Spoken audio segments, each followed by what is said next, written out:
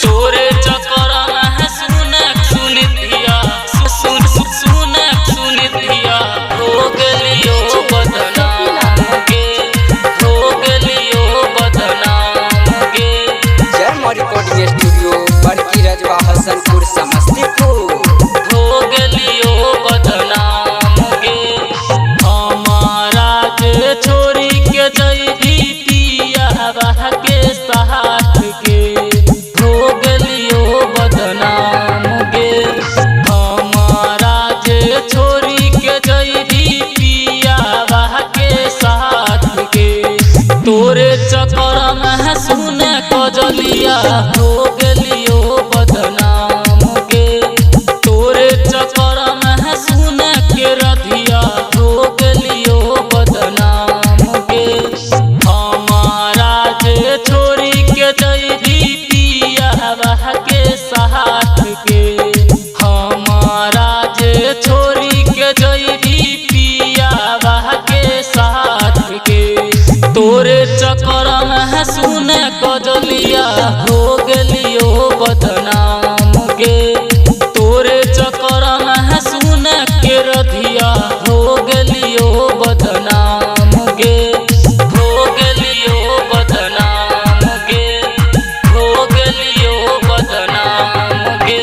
तोरे चक्कर में सुने के रधिया हो गलियो बदनाम गे।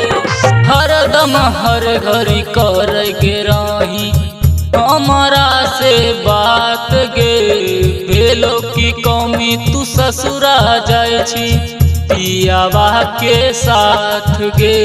के छौरी सुन ले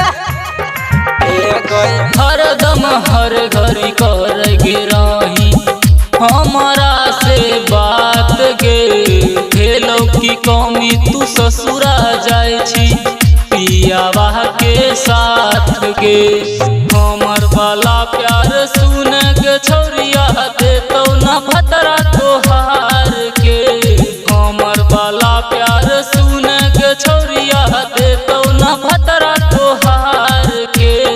तोरे चक्कर में सुने कजलिया हो गलियो बदनाम गे, तोरे चक्कर में सुने सुनिधिया हो गलियो बदनाम गे, हो गलियो बदनाम गे, हो गलियो बदनाम गे।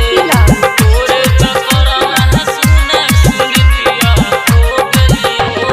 खैले जे रही तू कसम क्रिया के लही तू भूल गे, राइटर नवीन निगम के छोरिया तोर दलही दिल गे। के छौरी सुन ले खैले जे रही तू कसम क्रिया के लही तू भूल गे, राइटर नवीन निगम के छोरिया तोर दलही दिल गे।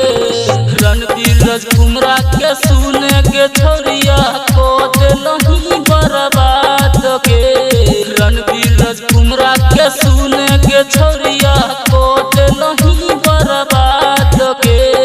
तोरे चक्कर में सुने कजलिया हो गलियो बदनाम गे, तोरे चक्कर में सुने सुनिधिया हो गलियो बदनाम गे।